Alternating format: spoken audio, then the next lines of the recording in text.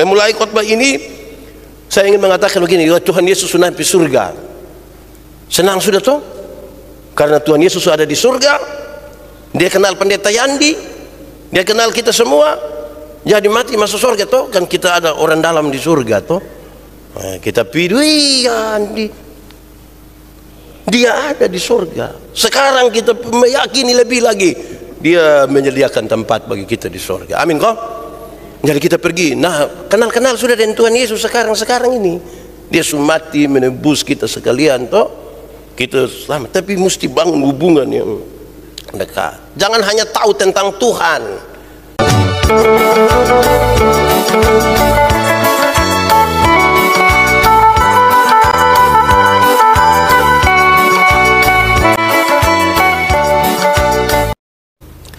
Ya Tuhan Allah, terima kasih bahwa di saat kami merayakan kenaikan Tuhan Yesus ke sorga, kami diberi kesempatan lagi untuk belajar sesuatu dari firman Tuhan.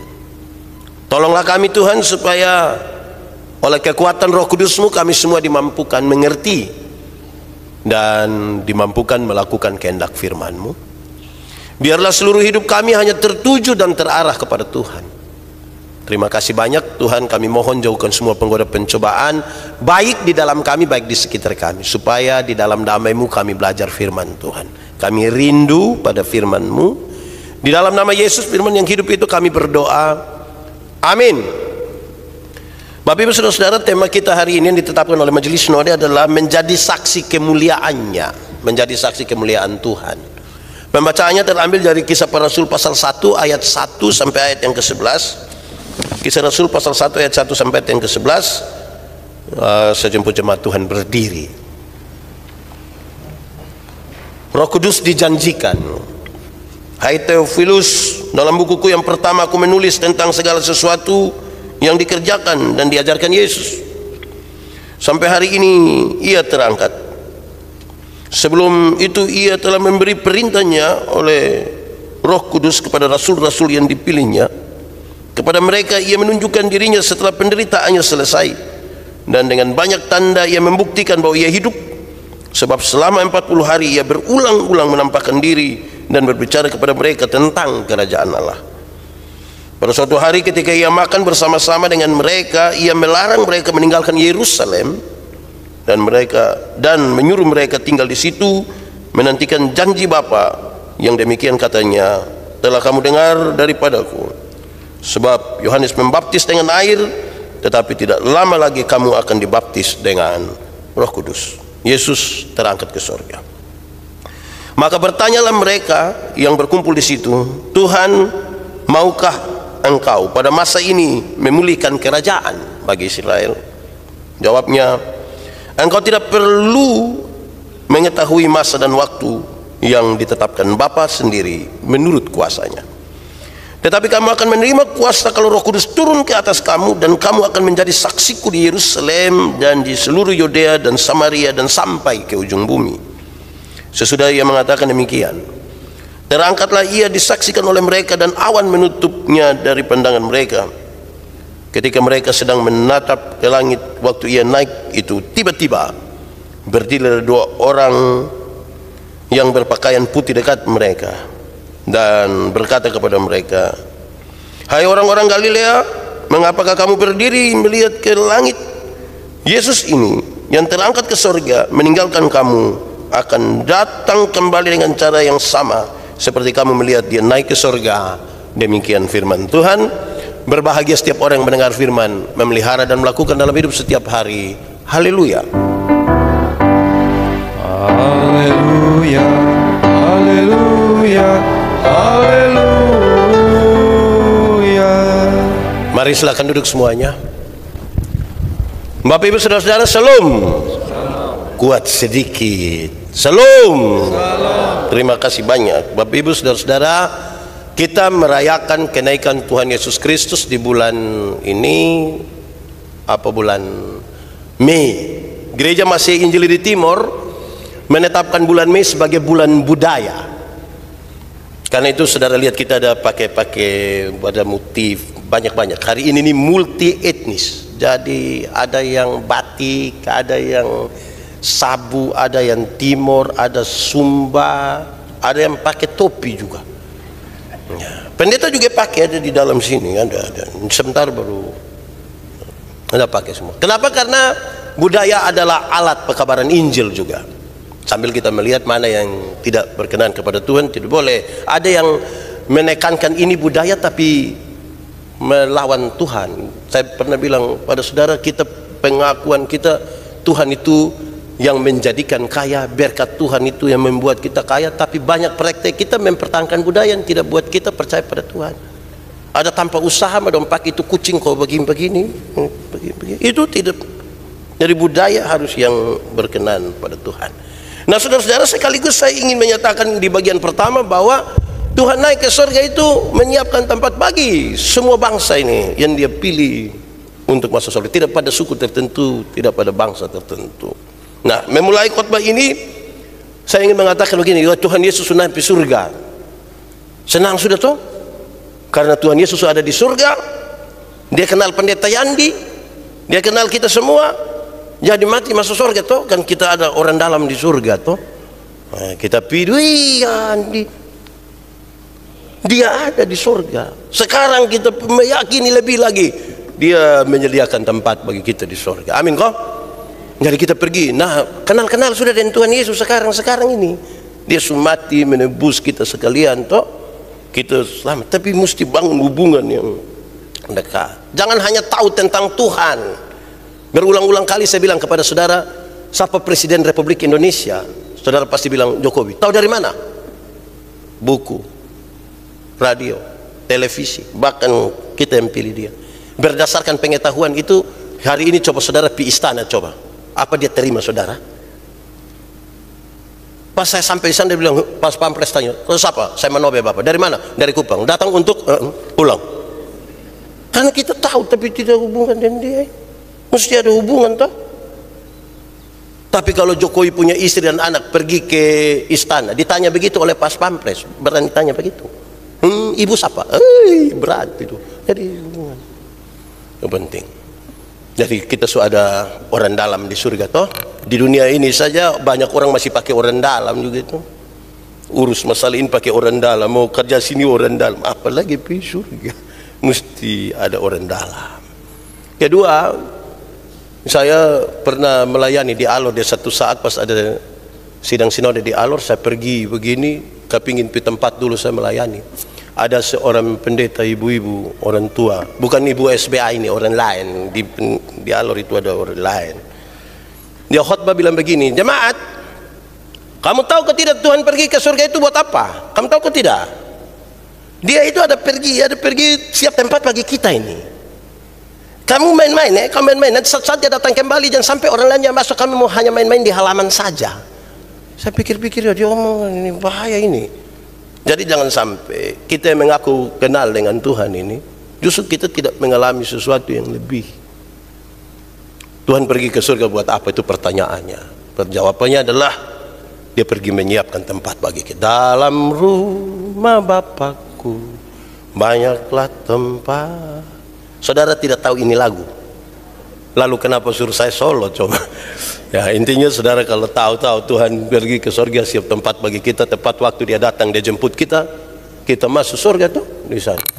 Nah itu luar biasa sekali, dia siapkan tempat. Nah Bapak Ibu saudara-saudara, lalu kita membaca bagian ini bacaan yang berulang-ulang sesungguhnya, karena hampir setiap waktu untuk mengenang kenaikan ini kita baca teks ini.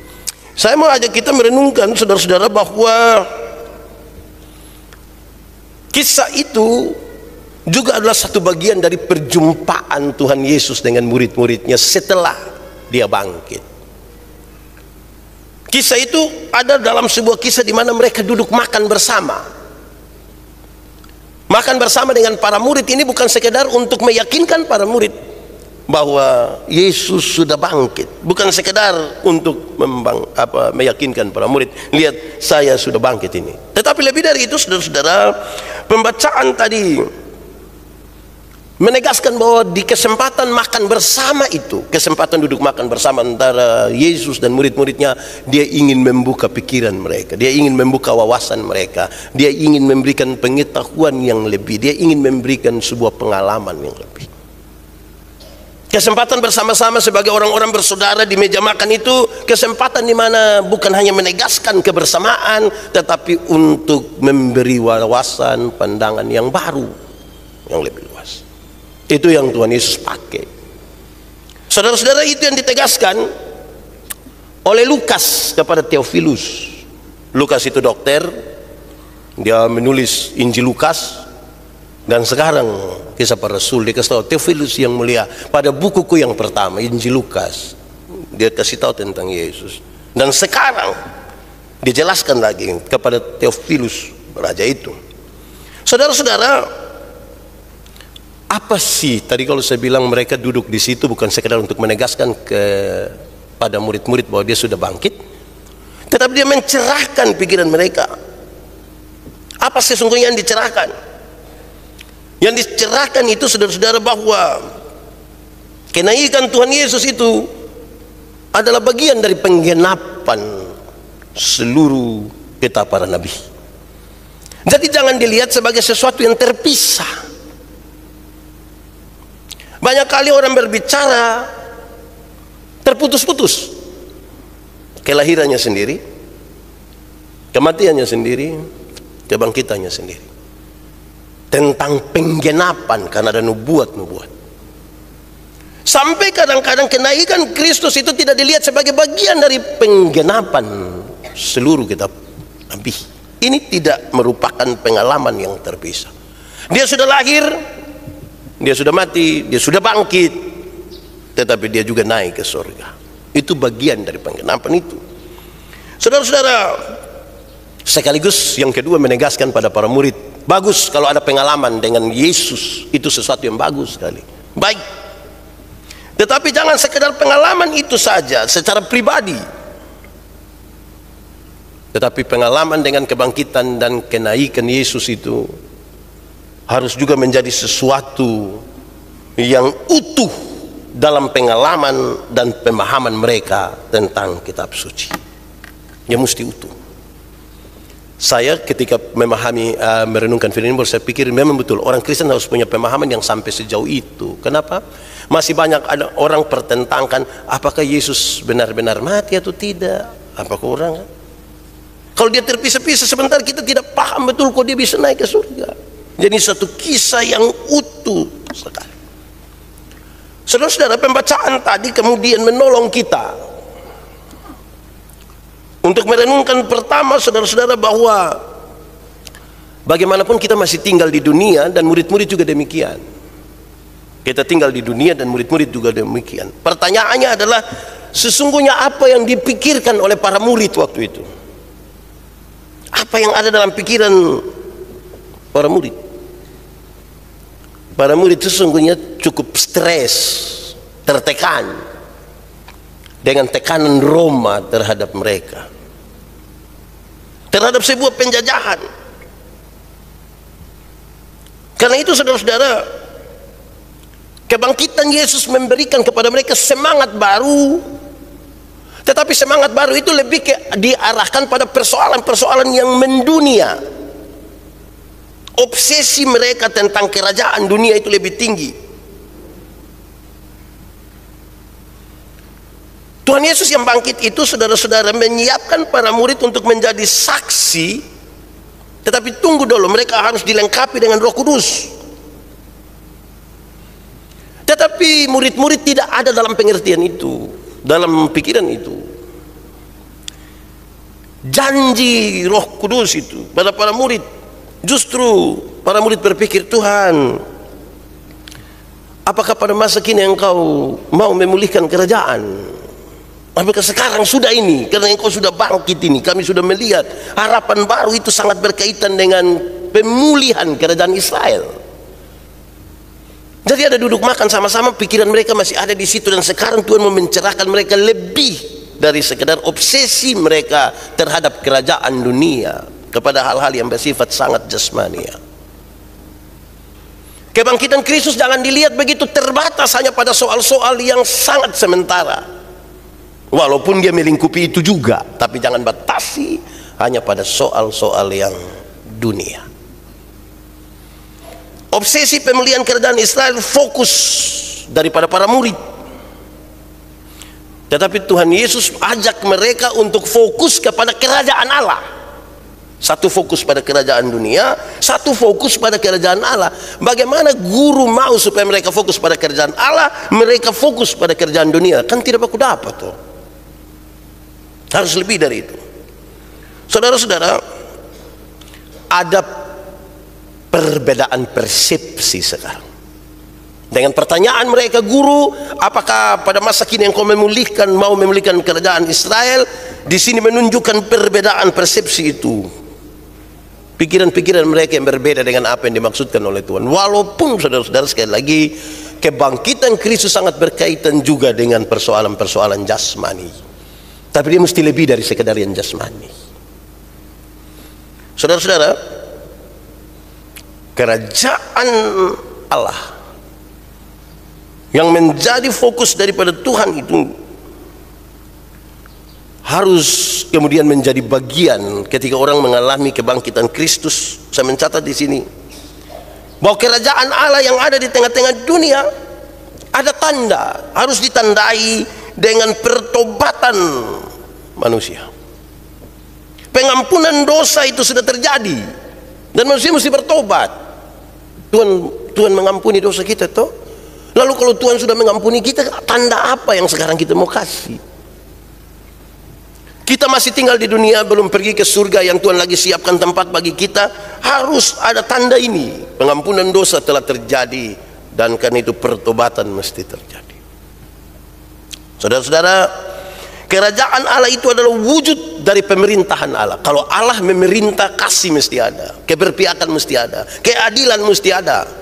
Tidak boleh ada kesewenang-wenangan, tidak boleh ada penindasan, tidak boleh ada kebodohan. Karena ada kaitan itu semua antara kehidupan di dunia ini dengan kehidupan di surga. Dan tanda-tanda itu harus ada.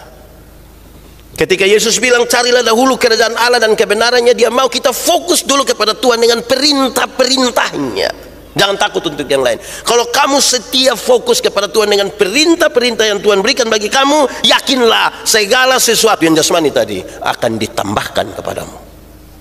Fokus duluan di situ, kepada kerajaan Allah. Jangan kepada tadi obsesi di dunia. Tadi malam ibadah pasutri, temanya adalah suami istri yang dikehendaki Allah. Waktu kasih kesempatan bicara, teman-teman berbicara, salah satunya bilang begini, kadang-kadang obsesi kita untuk menyenangkan istri, keluarga, kebahagiaan itu berkaitan dengan fasilitas. Harus oto, ini gelang, ini cincin, ini giwang kok anteng-anteng. Giwang dan anteng-anteng beda kok sama. Kalau yang tegoin-tegoin dia bernama apa? Yang kalau kita begini di tegoin itu dia bernama apa? Oh itu anteng-anteng. Oh giwang yang tertempel begini. Kadang-kadang kita tuh berpikir itu kebahagiaan ada di situ. Oh tidak, kebahagiaan tidak di situ. Ada orang yang pakai, ada yang pakai 1 di sini, 14 di sini, 13. Tetap belum tentu bahagia juga. Bahagia itu di sini. Itu jadi saya kira betul kerjaan Allah itu ada di situ. Jangan kadang-kadang kita suami ini mau menyenangkan istri, mama boleh pilih banyak, bapak pilih satu saja cukup. Oh dia puisi senang pilih-pilih semua. Bapak pilih apa? Bapak pilih yang di sebelah. Woi bang tebein lu mati. Nah saudara-saudara, jadi bukan itu. Itu penting ya, bukan tidak penting. Jangan sampai nanti dia bilang, oh jadi kalau begitu tidak boleh kok. Tidak, boleh beli oto, boleh beli motor, boleh bikin rumah, boleh jalan-jalan di Surabaya, Jakarta, Singapura, ini Fatu Kopa, Niki, boleh itu semua boleh. Tapi mari kita taruh semua, begitu. Jangan sampai suami pulang dari sini, ibu bilang, papa kita jalan-jalan sedikit dulu. Pidi mana? Jangan. Kita fokus kepada Tuhan. Lama-lama istri bilang, papa pulang pi Tuhan, sudah papa pulang. Tetapi itu semua penting, tapi mari kita bangun kehidupan kita yang dua-dua tadi itu, saudara. Supaya kita paham bahwa hakikat dan janji Tuhan Yesus tentang kerajaan Allah bukan saja sebuah hakikat tentang kehidupan setelah kematian, bukan saja memang betul ada kehidupan setelah kematian, tapi juga kita ada hidup di dunia saat ini, Dunia saat ini kan kita belum pergi ke tempat yang Tuhan siapkan bagi kita, kita masih ada di dunia. Banyak orang tinggal di dunia, dia pikir dia ada di surga mengkali. Tanda-tanda kerajaan itu mesti ada di sini. Ini kesempatan Tuhan ajar ini murid-murid dan semua. Kamu mesti berjuang bagi bangsa, bagi diri, bagi semua. Saudara-saudara, lalu setelah berkata-kata demikian, dia bilang nanti kamu dilengkapi, nanti Roh Kudus akan turun atasmu. Kamu jangan jalan sendiri kalau tanpa Roh Kudus. Roh Kudus itu memberikan pengertian-pengertian. Kalau kita baca Yohanes pasal 14, dikasih tahu terus tentang Roh Kudus akan mengajarkan ini, 14, 15, 16. Baca sudah, oh Roh Kudus, kamu jangan jalan sendiri tanpa Roh Kudus. Jangan-jangan nanti ketika kamu menerima Roh Kudus, kamu dapat kuasa, pergilah Yerusalem, Yudea, Samaria, dan terus sampai ke ujung-ujung bumi. Tunggu sedikit di situ, kamu dapat. Lalu saudara-saudara, setelah mengatakan hal-hal demikian, terangkatlah dia ke surga. Terangkat dia ke surga. Disaksikan oleh para murid. Dan itu luar biasa. Saya catat di sini. Murid-murid terkesima dengan hal itu. Mereka terkesima. Wih, ada orang tiba-tiba tak angkat di kita pemuka. Kan pasti heran tuh. Antara dua, kalau bukan heran lari. Apalagi kalau dia tak angkat malam-malam. Dia datang pakai putih-putih baru kita lihat hidup kaki tidak di tanah. Wih, saya yakin kita bisa lari. Mereka terkesima. Awan menutupinya. Mereka terkesima, mereka heran, mereka kagum, dan mereka hanya menatap ke langit. Tampillah malaikat-malaikat itu dan bilang, kenapa kamu terkesima? Terkesima boleh kok tidak? Boleh. Heran boleh kok tidak? Boleh. Kagum boleh kok tidak? Boleh, tapi dia hanya boleh sesaat. Jangan selamanya hanya terkesima, dia mesti hanya sesaat. Kagum, heran, sesaat. Tanganga boleh, sesaat. Sesaat. Saya ingatkan kembali kita, tanganga ialah kombinasi, gabungan antara heran dan buta kenop. Boleh, sesaat. Sesaat. Mereka terkesima. Kenapa dia hanya boleh sesaat? Tidak boleh lama-lama.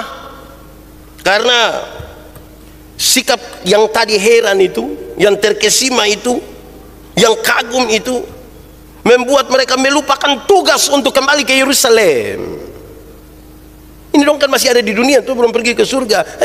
Kenapa kamu terkesima? Pulang ke Yerusalem. Pulang ke dalam kehidupan yang nyata. Pulang sudah, usaha lagi kembali sudah. Kamu telah melihat ini, pulang kembali usaha sudah. Pulang kembali ke toko, ke sekolah, ke kampus. Bikin sudah kue pisang, mie, bakso. Hidup kembali di situ. Saudara-saudara, itu penting. Karena heran, apa tuh jangan membuat kita lupa tanggung jawab tiap-tiap hari. Saudara, ini kan ada ame waktu sedikit nonton toh, nonton. Bush. Saudara biasa nonton, saya juga biasa nonton Indosiar. Suara Hati Istri. Itu baru mulai dia film, saya sudah tahu dia pun cerita akhir. Tapi saya tetap terkesima sesaat. Jangan lupa masih ada pekerjaan. Saudara-saudara, bahwa di tengah-tengah kesulitan yang bertambah besar dan kompleks ini, dunia ini kan kesulitannya makin tambah sebenarnya, semakin kompleks ini. Mungkin banyak orang makin beribadah, tapi mungkin banyak orang justru tidak beribadah lagi. Kita bersyukur kalau kita beribadah dengan sikap yang antusias kepada Tuhan, baik. Mungkin kadang-kadang kita menangis di hadapan Tuhan, itu baik. Tapi jangan kemudian kita jadikan itu hanya sekedar sebuah pelarian rohani saja, pengalaman dengan Tuhan semata, dan akhirnya melupakan Bahwa lewat pengalaman dengan Tuhan kepada kita diberikan kekuatan untuk berjuang dalam kehidupan nyata yang penuh dengan masalah yang kompleks tadi. Masih banyak orang hilang lenyap dalam pengalaman pribadi dengan terkesima. Kalau ada tanda heran itu ada sesuatu yang mengherankan dari Tuhan. Itu dia terlalu lama ada di situ. Saya tidak bilang bahwa tidak boleh di situ. Saudara dengar tentang kesaksian-kesaksian yang heran-heran itu boleh, terlalu boleh. Tapi jangan berdiam diri di situ. Berdasarkan itu saudara harus diberikan kekuatan untuk masuk kembali.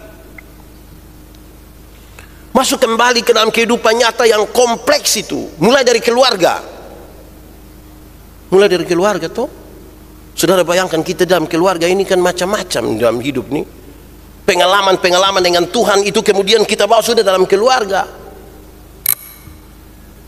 Yang waktu kita bangun pagi, waktu itu istri ada enak-enak, dia bilang, "Papa sayang, aduh mama punya suami terbaik seluruh Indonesia dan sekitarnya." Itu waktu dia ada baik.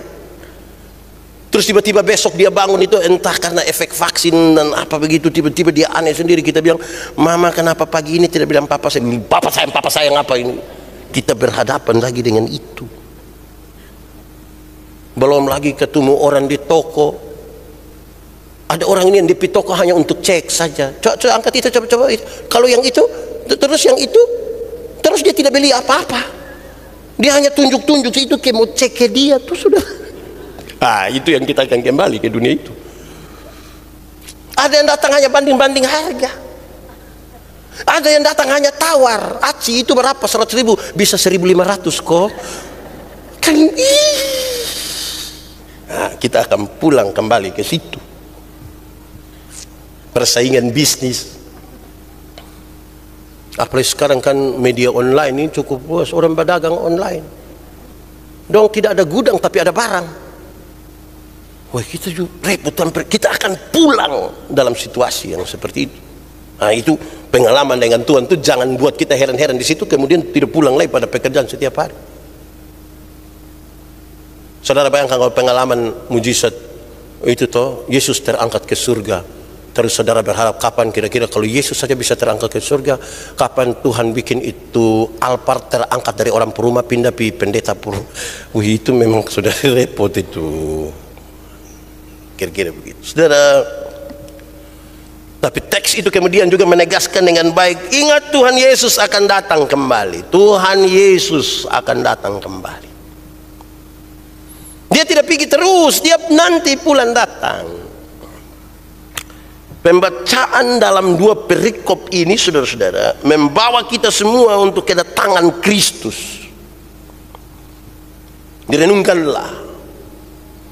Satu,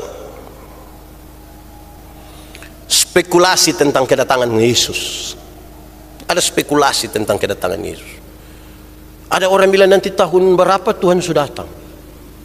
Itu spekulatif sekali. Tidak perlu. Kamu tidak perlu mengetahui masa dan waktu yang Tuhan tetapkan sendiri menurut kehendaknya. Tidak perlu. Tidak perlu. Supaya kita jangan spekulatif. Kita dalam kehidupan yang nyata di dalam kerajaan dunia penuh dengan tanda-tanda kerajaan surga, mesti hidup di dalam itu. Jangan hanya membangun imajinasi yang kira-kira pikir. Ada orang datang kasih saya bilang, "Pak, nanti tahun 2028 dunia kiamat, Tuhan sudah datang." Mau tulis tambah Alkitab lain. Tidak perlu. Jadi saudara dengar dari manapun, apalagi kalau baca di media sosial, jangan bagikan terus bagikan, itu tidak perlu. Tuhan mau datang kapan kok itu dia pun mau. Bukan netizen pun mau. Kedua, Tuhan mempunyai rencana bagi manusia di dunia. Tuhan mempunyai rencana bagi manusia di dunia. Kita percaya, orang-orang yang percaya pada Tuhan itu meyakini bahwa sejarah bukanlah kumpulan peristiwa-peristiwa sembarangan yang terjadi di dunia. Orang percaya meyakini bahwa ada rencana Allah dalam perjalanan sejarah. Jadi kalau dia masih izinkan kita hidup di dunia, jangan tanya-tanya dia semua datang kok belum. Tapi buatlah seolah-olah besok dia datang. Tak lama Tuhan datanglah. Saudara juga masih tidak tahu ini lagu. Nah, kita langsung di ref sambil tepuk tangan. 3, 4. Hendaklah engkau jaga-jaga, sedia lampu dengan minyaknya, karena dengan sekejap kedengaranlah gegap, mempelai laki-laki datang. Tidak usah berspekulasi kapan Tuhan datang, tapi buatlah seolah-olah dia segera datang sekarang, supaya hidup dalam berjaga-jaga. Saudara-saudara, saya perlu sampaikan kepada kita hal-hal itu, karena kita tahu sejarah yang panjang ini Tuhan bekerja. Kadang-kadang orang bisa merencanakan untuk kita jatuh begini, tapi Tuhan belokkan untuk kita begini. Kadang-kadang oleh kesalahan sendiri kita jatuh, tapi Tuhan angkat kita kembali. Kadang-kadang kita terlalu tinggi di atas sana, Tuhan izinkan kita jatuh sampai di dasar sana. Ada Tuhan yang turut di dalam situ melihat, karena dia punya, masa dia ciptakan kita tanpa rencana?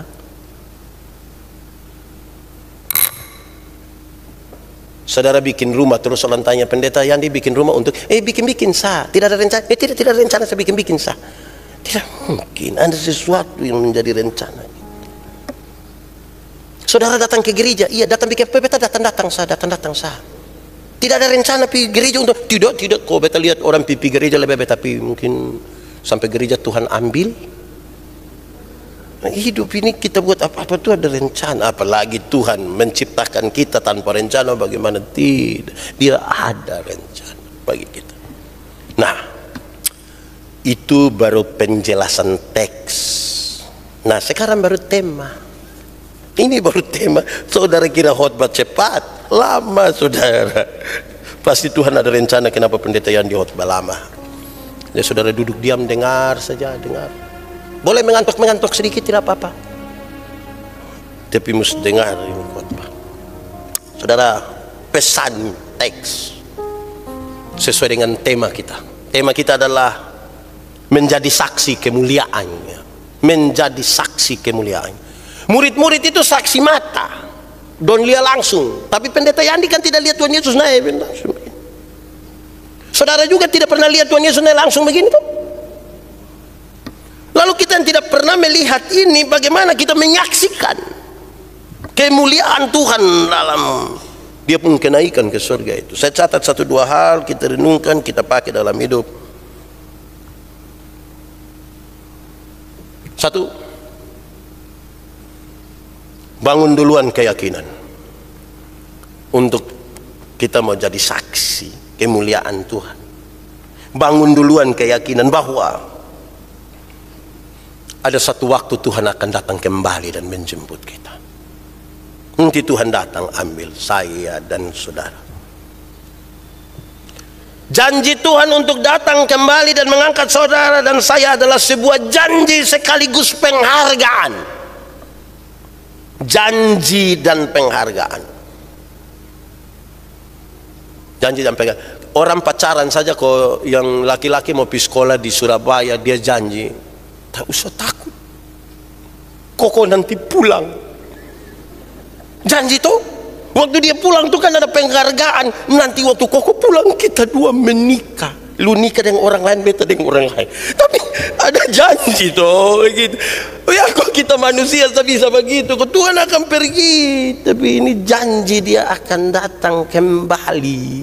Itu bukan sekedar janji yang akan dia tepati saja, tetapi sebuah penghargaan. Aku akan jemput kamu, bawa ke tempat di mana aku, supaya di tempat di mana aku ada, kamu pun berada. Bangun dulu keyakinan itu. Sekali lagi, manusia saja bisa janji toh dan lakukan. Ini saya mau tanya, ini saudara-saudara pernah janji oleh orang kok tidak? Yang koko mau berangkat nanti koko pulang kembali. Dua ada janji kok tidak? Ada tuh. Nanti koko pulang kita dua nikah. Kita dua nikah nanti akan ada dayang-dayang di perahu yang pakai dayung. Bisa saja janji. Manusia janji, kita menanti-nanti. Kapan datang? Kapan datang? Kenapa tanya-tanya kau pulang kapan? Kan belum lunas. Tanya. Bangun duluan keyakinan itu, supaya kita siapkan diri betul-betul kita jadi saksi. Kan kita punya tidak boleh ada orang jadi saksi tapi tidak ada keyakinan. Mau jadi saksi mesti ada keyakinan, iman. Yesus pasti datang kembali. Orang tanya kita sampai kita tidak bisa jawab. Bagaimana engkau Tuhan? Bagaimana Tuhan bilang dia datang? Engkau bisa yakinkan itu? Ya kita susah untuk meyakinkan dia secara empirik kan? Tapi itu sebuah keyakinan. Tuhan akan datang lagi. Tak lama Tuhan datanglah, bersiap dirimu. Nah dia lanjutan betul juga tahu. Tapi kira-kira yang pertama itu jelas tak lama Tuhan datang. Oh, gitu toh. Itu harus dari keyakinan. Kalau mau jadi saksi begitu, bangun keyakinan. Begitu. Jadi paduan suara itu menyanyi bagus dalam keyakinan, bukan di. Itu mantap toh. Pendeta, majelis, ada bawa umum dalam keyakinan, kan itu yang membedakan kita dengan orang lain. Kedua,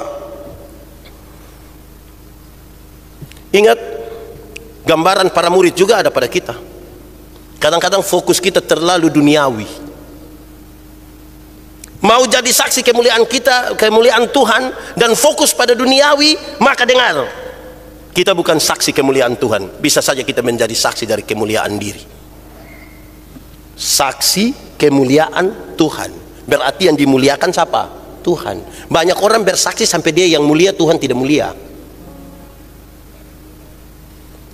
Lalu apa yang membuat kita kemudian meyakinkan orang pada kemuliaan diri? Karena kita fokus pada dunia, bukan kepada Tuhan. Fokus pada dunia dan bukan pada Tuhan. Nah, itu kita menjadi saksi, tapi nanti saksi kemuliaan kita, bukan saksi kemuliaan dunia. Tuhan. Padahal kita diminta menjadi saksi kemuliaan siapa? Tuhan. Jadi yang lebih banyak diberitakan, yang lebih banyak diceritakan, yang itu tentang Tuhan, jangan tentang dia. Supaya orang ingat Tuhan dan lupa kita. Orang ingat Tuhan. Nah itu dia akan jadi saksi kemuliaan Tuhan. Ketiga, saudara-saudara, jangan hanya diam, jangan hanya berdiam diri, jangan hanya terpesona, jangan hanya kagum. Kadang-kadang orang-orang Kristen habis pada kekaguman, tidak pada sebuah tindakan. Ku kagum hormat akan engkau. Cocok kita menyanyi, coba. 3 Kak Edwin, ku kagum hormat. Oke, 3, 4. Ku kagum hormat akan engkau. Sekali lagi. Ku kagum hormat akan engkau. Kau Allah yang maha dipuji. Ku kagum akan engkau. Kagum akan Tuhan yang layak dipuji. Betul. Puji dia dengan cara apa coba sekarang? Tindakan kita. Kekaguman mesti sesaat. Tindakan terus. Jangan sampai kita hilang lenyap di dalam dunia yang hanya kagum-kagum. Saudara pernah memiliki dalam diam, kok tidak? Cinta itu orang tapi tidak pernah omong, tidak pernah lakukan sesuatu. Saya setiap kali lihat dia itu tersiksa Bapak. Kalau kagum, misalnya kita kagum dengan Ibu SBA, kan kita pigi-pigi. Itu ibu betul kagum. Itu ibu tuh kalau omong keras, berarti untuk sesuatu yang salah mesti kita juga bertindak kok keras. Jangan biar itu mang tua memang dia begitu, betul jangan betul ini. Kagum tuh nanti jangan berlam-lam di situ, tindakan itu. Untung itu ibu tidak ada di sini ya, jadi kita bisa. Saudara-saudara, jangan hanya berdiam. Ingat, kalau hanya berdiam itu tidak baik. Tidak baik. Harus melakukan sesuatu. Tadi malam dengan Pak Sutris saya bilang begini, Saudara, ada satu hal yang bikin jengkel dalam rumah tangga itu adalah soal diam. Dia ada marah tapi dia tidak omong, dia hanya makan kok. Saudara bisa bayangkan kalau kita omong kok suami hanya diam, istri hanya diam, baru dengan kalimat dia bilang, saya tidak suka ada masalah aja saya diam. Justru itu dia punya masalah. Bayangkan kalau suami istri diam 6 hari. Istri boleh datang bilang, papa. Saudara pernah SD dulu kok tidak yang main lampu merah, main top itu. Waktu dia bilang lampu merah ya, coba diam 1 tahun. Repot itu. Jadi jangan hanya diam itu. Jangan hanya diam. Kalau orang hanya diam akan terjadi 2 hal. Pertama, kalau keadaannya buruk, kalau ada keadaan buruk dan kita hanya diam, maka kita akan terus sakit hati. Akan terus menangis kalau hanya diam. Jadi saksi kemuliaan Tuhan tidak bisa hanya diam dan menangis, tidak bisa. Kedua, kalau keadaannya baik maka kita akan membiarkan diri kita hanyut mengikuti arus itu. Kalau keadaannya baik kita kepingin. Padahal hidup ini ada naik turun. Ada kadang-kadang susah, ada kadang-kadang senang. Jangan hanya diam. Ingat, lakukan sesuatu secara nyata sesuai dengan apa yang Tuhan mau dalam setiap keadaan yang kita alami. Kita jangan hanya menangis saja, jangan hanya heran, jangan hanya terkesima, jangan hanya kagum. Lakukanlah sesuatu. Terakhir, saya harus menegaskan ini kembali. Saudara, tidak usah sibuk mau jadi saksi kemuliaan Tuhan itu. Tidak usah sibuk dari Yerusalem sampai ujung-ujung bumi untuk mencari tahu kapan Tuhan Yesus datang kembali. Tidak usah.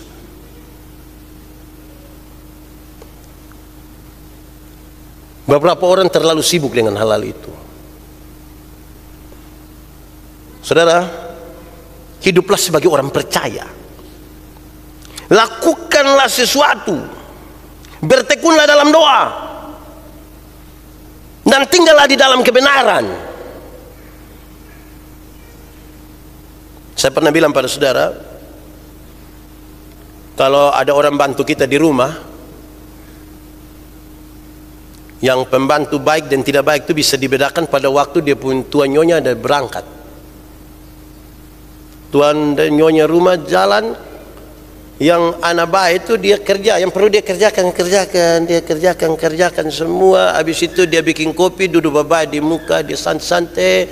Tiba-tiba auto di depan pintu, pipip, oh bos don sudah datang. Wah, dia santai-santai tuh, tidak berlari-berlari. Yang tidak baik itu yang bos don baru keluar, tiba-tiba dia telepon, ini Aci don pulang kapan? Terus Aci bebetan pulang, itu lupa rumah bebetan pulang. Dia suka cek-cek ini orang. Kenapa? Karena kan dia cek itu untuk dia mau cari dia bisa buat apa? Karena dia terkoneksi juga dengan Om.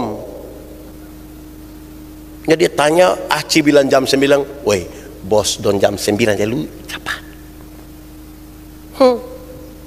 Itu Om pas datang auto di muka. Saudara bisa bayangkan dia punya batasi. Lu masuk di dalam kompor, masuk di dalam. Karena dia itu coy, memang yang paling bagus itu lakukan saja dalam kebenaran. Toh aman sudah, ini hidup.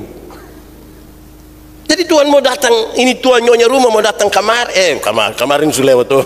Dia mau datang 1 menit, 1 minggu lagi, kan sudah dia datang saja. Oh yang penting kita ada kerjakan kita punya itu.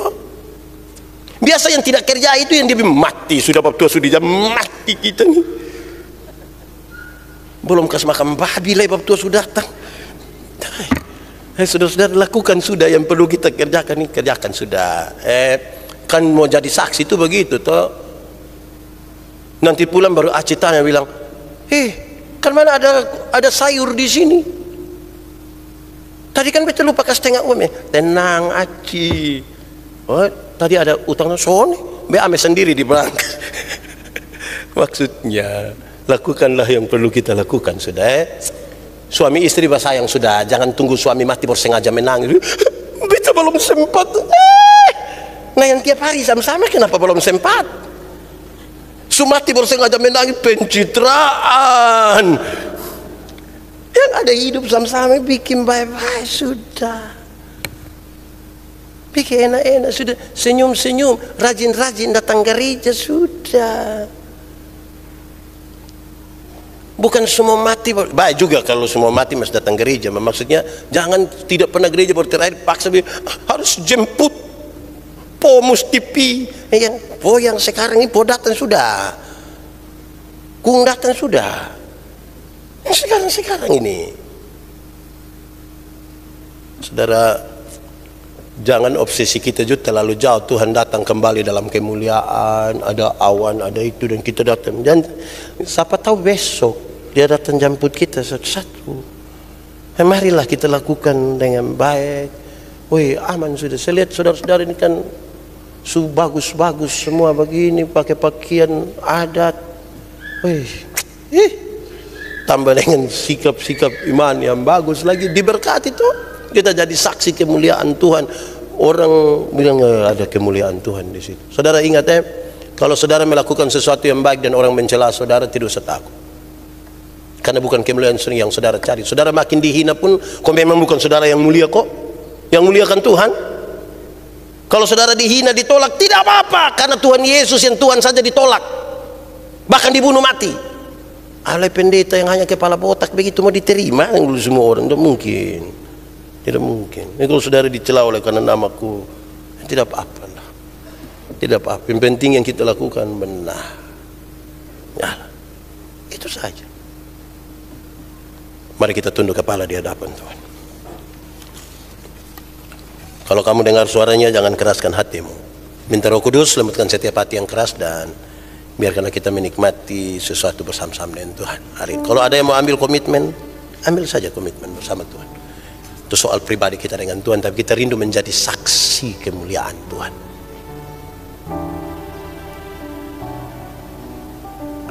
Bahkan katakan sesuatu dalam doamu secara jujur kepada Tuhan. Mungkin itu tidak pernah terkatakan. Katakan dengan jujur. Ingat, manusia mungkin kita tipu, tapi Tuhan tidak bisa kita tipu. Dia lihat sampai ke kedalaman jiwa kita. Dia sungguh tahu siapa kita. Tuhan, kami rindu jadi saksi.